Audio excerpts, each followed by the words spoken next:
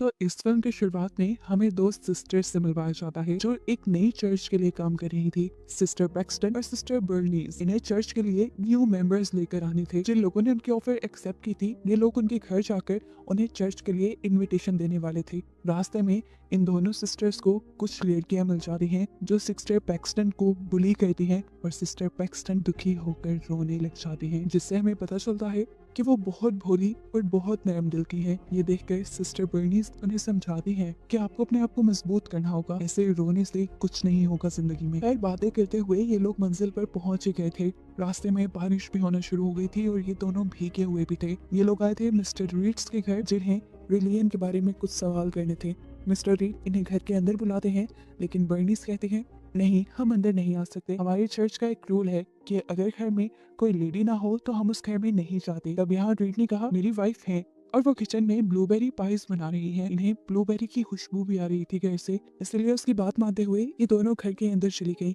Cycle से इन्होंने अपनी बाहर ही पार्क कर दी थी। घर जाकर इन्होंने अपना गीला कोट उतारकर रीड को दिया और वहाँ बैठ गई। रीड ने इनसे कहा कि कुछ ही देर में उनकी वाइफ उनसे मिलने आ जाएंगी, आप लोग घबराए नहीं। यहाँ रीड उनसे उनकी पुरानी लाइफ के बारे में सवाल करता है, तो हम भी ये जान पाते हैं कि ये दोनों एक चर्च में ही बनी पड़ी है। अब रीड इनसे सवाल करता है क्या आप लोगों को गॉड पे बिलीव है? दोनों ने हाँ में जवाब दिया। वो अब इनको बुक ऑफ मोर्मन दिखाता है, जिसे जोसेफ स्मिथ ने लिखा था। उनके मुताबिक वो पहले किसी रिलीजन को नहीं मानते थे, लेकिन फिर वो जब मुश्किल में थे तो तब एक एंजल उनकी मदद करने के लिए आई, जिसके बाद से उनका रिलीजन और गॉड पे बिलीव हो गया। रीड इन दोनों से सवाल करता है कि क्या जोसेफ स्मिथ की बातें तुम्हें सच लगती है या नहीं, जिस पर ये दोनों कहती हैं हाँ, ये बातें बिल्कुल सच है, गॉड भी इसी दुनिया का हिस्सा है। वो अब दूसरा सवाल करता है क्या तुम्हें मौत के बाद दूसरी जिंदगी पे बिलीव है, जिस पर भी इन दोनों ने हाँ बोला। सिस्टर पैक्सटन कहती है जब मैं मरूंगी तो मैं एक बटरफ्लाई बन के अपनों की फिंगर पे बैठूंगी और उन्हें बताऊंगी कि मैं मरने के बाद भी उनके साथ हूँ। फिर वो उनसे सवाल करता है कि क्या एक आदमी का ज्यादा शादियां करना ठीक है?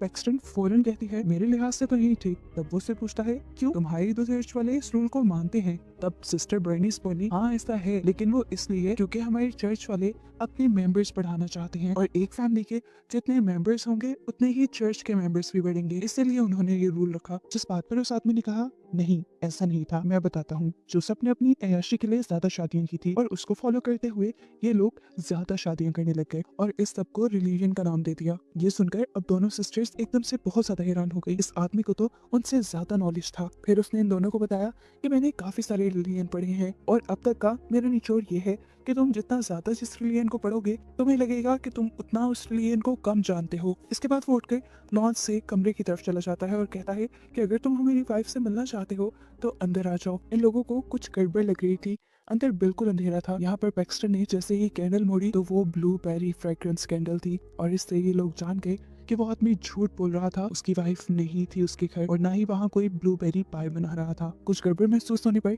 ये लोग चर्च में कॉल करने का नाटक करती हैं, लेकिन ये आदमी कोई कच्चा खिलाड़ी नहीं था। वो इन्हें बताता है कि इसके घर की दीवारें मेटल की बनी है, जिसकी वजह से कोई सिग्नल भी अंदर नहीं आता और यहाँ की आवाजें भी बाहर नहीं जाती। इन्हें जब ये एहसास हुआ कि ये यहाँ पे ट्रैप हो चुके हैं तो सिस्टर बर्नीस ने कहा कि हमें उस आदमी से बात करनी चाहिए, शायद वो हमें यहाँ से जाने दे। ये लोग आगे बढ़कर उसको फॉलो करते हुए कमरे में चली गई। ये कमरा बिल्कुल एक चर्च की तरह बना हुआ था। आते ही उन लोगों ने उस आदमी से कहा हमें चर्च जाना है, प्लीज हमें जाने दो। रीड ने जवाब दिया मैंने तुम्हें यहाँ कैद नहीं किया, फ्रंट डोर का दरवाजा अब सुबह को ही खुलेगा क्योंकि इस पर टाइमर लगा है। अगर तुम चाहो तो पीछे के दोनों दरवाजों को इस्तेमाल करके यहाँ से बाहर निकल सकते हो। वो हैरान थे कि दरवाजों पे टाइमर कौन लगाता है। खैर, इन्होंने बाहर जाने के लिए जैसे ही एक दरवाजा खोला तो वो बेसमेंट से होके जा रहा था। इससे उन्हें जाना बेहतर नहीं लगा और जब इन्होंने दूसरा दरवाजा खोला तो ये भी बेसमेंट से ही होकर बाहर जा रहा था और अब तो इनको बिल्कुल लगने लगा कि इस आदमी ने जानबूझकर उन्हें यहाँ फंसाया है। सीन कट होकर हमें फादर को दिखाया जाता है जो सिस्टर्स के अभी तक वापस ना आने पे काफी परेशान थे और वो उन्हें ढूंढने के लिए निकल जाते हैं। अब इन्होंने बाहर निकलने का उससे नहीं पूछा क्योंकि वो जानते थे कि आदमी उन्हें यहाँ से बाहर नहीं निकलने देगा। वो आदमी नॉर्मली इनसे बातें करना शुरू कर देता है और इन्हें मोनोपोली नाम की एक गेम दिखाता है और सेम उसी पैटर्न जैसे और भी गेम्स दिखाता है जिन्हें खेलने का तरीका सेम था लेकिन उनके नाम चेंज थे। यहाँ पे बर्निस को एक लेटर ओपनर दिखा जिसे उसने उठा के अपने पास छुपा लिया मुश्किल वक्त में इस्तेमाल करने के लिए। अब इस आदमी ने बोलना शुरू किया और कहा देखो ये सभी गेम्स सेम है, इन्हें खेलने का तरीका भी सेम है, फिर भी लोग इन्हें खरीदते हैं और बहुत ही शौक से खेलते हैं। इसके बाद वो 3 रिलीजन की होली बुक्स इनके सामने टेबल पे रखता है और इन्हें बताता है कि मैंने ये तीनों पढ़ी हैं, इन तीनों में सेम बातें लिखी हुई हैं, जिसका मतलब था कि एक ही रिलीजन बस ठीक है और बाकी रिलीजन ने पिछले रिलीजन को कॉपी किया है। वो यहाँ पर इन्हें ये भी कहता है कि तुम्हारी चर्च भी फेक है, ना जाने किसने किसको कॉपी किया है। इनकी बातें सुनते सुनते सिस्टर बर्नीस अपने कोट में हाथ डालती है। उसके कोट में उसकी साइकिल की चाबियां नहीं थी, चाबियां इस टाइम पैक्सटन के कोट में खनक रही थी और वो ये देखकर जान गई कि इस आदमी ने एक प्लान के तहत उन्हें यहाँ ट्रैप किया है। उसने जरूर उनके बाइक्स के साथ भी कुछ किया है, इसीलिए चाबियां अब पैक्सटन के पास है। वो उसके ट्रैप को समझकर उसका सारा लेक्चर सुनकर उससे कहती है, आप जो भी कहे, आपका इस सारा लेक्चर सुनने के बाद भी मुझे गॉड पे और अपनी रिलीजन पे बिलीव है। उसकी बात सुनकर मिस्टर रीड वहाँ पे मौजूद 2 दरवाजों पे बिलीव और डिसबिलीव लिख देता है और कहता है कि अगर तुम गॉड पे बिलीव रखती हो तो बिलीव वाले दरवाजे से जाओ, मैं भी देखता हूँ तुम्हें गॉड क्या सही रास्ता दिखाते हैं या नहीं। ये लोग अब गॉड पे बिलीव करते हुए बिलीव वाले दरवाजे के अंदर चली जाती हैं। यहाँ पे बहुत अंधेरा था, इन्होंने मोबाइल की टॉर्च ऑन की तो इन्हें वहाँ पे एक टेबल और चेयर दिखा और एक दूर छोटी सी विंडो भी दिखी जिसे लकड़ी से सील किया गया था। ये लोग चेयर उठाकर उस विंडो की सील तोड़ने की कोशिश करती हैं, लेकिन एक लकड़ी से ज्यादा वो इसे तोड़ नहीं पाई। अब सिस्टर बर्निस पैक्सटन को वो लेटर ओपनर देती है जो उसने उस आदमी के रूम से चुराया था। वो पैक्सटन को कहती है कि मैं इस आदमी को बातों में लगाऊंगी और जब मैं कुछ खास वर्ड्स बोलूंगी तो तुम ठीक वक्त पे उस आदमी के ऊपर हमला कर देना, जिसके बाद हम दोनों बचकर यहाँ से निकल जाएंगे। अब ये लोग यही डिस्कस कर रहे थे कि एक चादर में लिपटी हुई औरत इनके सामने आकर बैठ गई। उसके हाथ में एक जहर वाली पाए थी। वो अब नीचे बैठकर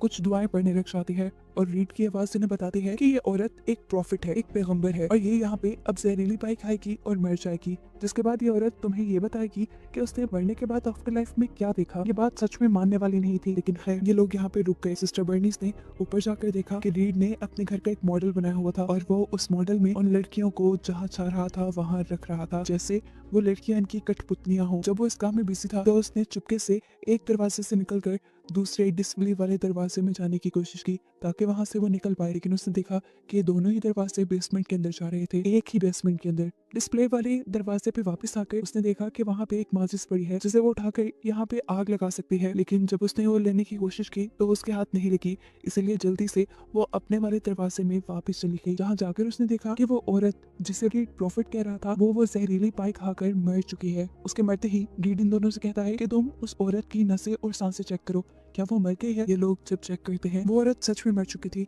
जिसके बाद रीड ने कहा कि अब ये औरत उठेगी और तुम्हें बताएगी कि उसने आफ्टर लाइफ में क्या देखा। वो यही बात करता है कि अचानक उनके घर की बेल बज जाती है। ये दोनों जानती थी कि फादर ही आए होंगे यहाँ उनको ढूंढते हुए, लेकिन रीड ने जाकर झूठ बोल दिया कि मेरे घर पे इस टाइम कोई भी नहीं है, बाहर साइकिल्स भी नहीं थी, इसीलिए उसकी बात को सच मानते हुए फादर वहाँ से चले गए। यहाँ दूसरी तरफ ये लोग रीड के रूम से वो माचिस ले आई थी जो इनके पास थी। वो बेसमेंट में ये माचिस ऑन करके फादर को ये साइन देना चाहती थी कि वो यहीं पे ट्रैप है, लेकिन इससे पहले ही फादर यहाँ से चले गए।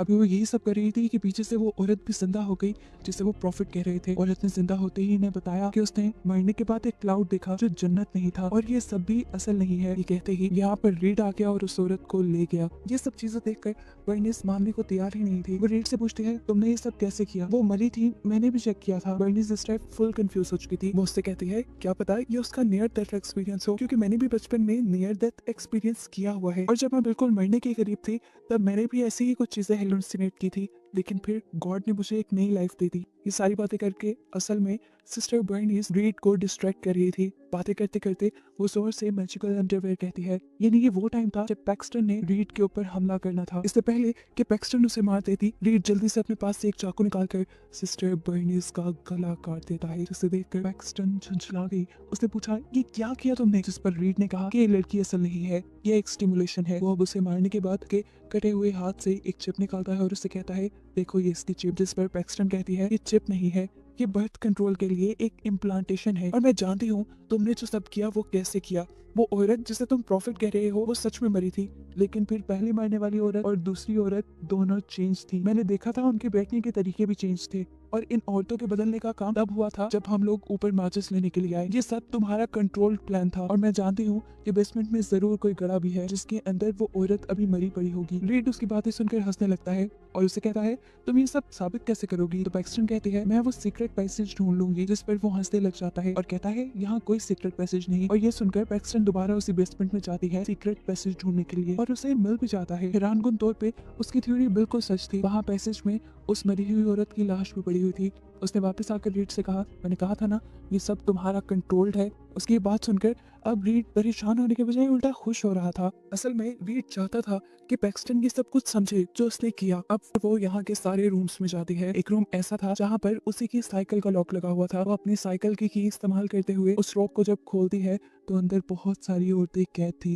जिन्हें देखकर वो परेशान हो गई। अब उसके पास रीड आया और उसने कहा कि तुम्हें समझ आई कि असली रिलीजन कौन सा है। जिसके जवाब में वो एक लंबी स्टोरी सुनाना शुरू करती है। उसकी आवाज में दुख नजर आ रहा था। उसने बोलना शुरू किया और कहा कि तुमने सब प्लान किया हुआ था। जब से हम यहाँ आए तब से तुमने प्लानिंग करना शुरू कर दी। हमारे हाथ से हमारे कोट लिए और साइकिल की चाबियां निकाली, साइकिल को अंदर रखा और फिर तुमने वो सब करवाना शुरू कर दिया जो तुम चाहते थे। सारी चीजें तुम्हारे कंट्रोल में थी। मतलब तुम ये समझाना चाह रहे हो कि असली रिलीजन कंट्रोल है। तुम्हारे ही मुताबिक हम जिस भी रिलीजन को फॉलो कर रहे हैं वो सिर्फ हमारे माइंड को कंट्रोल कर रहा है। वो सब हमारी सोच नहीं है बल्कि हमारे रिलीजन के थ्रू हमें कंट्रोल करवाया जा रहा है। ये सुनकर अब रीड खुश हुआ था कि पैक्सटन को सब समझ आ गई थी। उसने कहा हाँ, सारे ही रिलीजन हमें कंट्रोल करते हैं। पैक्सटन को पता नहीं क्या चीज दुख दे रही थी। वो अब अपने पास छुपाया लेटर अपना निकालती है जो उसे सिस्टर बर्नीस ने दिया था और एकदम से पीछे मुड़कर उस आदमी के गले में स्टैप कर देती है। उसे मारने के बाद वो फौरन ऊपर जाती है, ऊपर कमरे में जहाँ रीड ने इस घर का मॉडल बनाया हुआ था।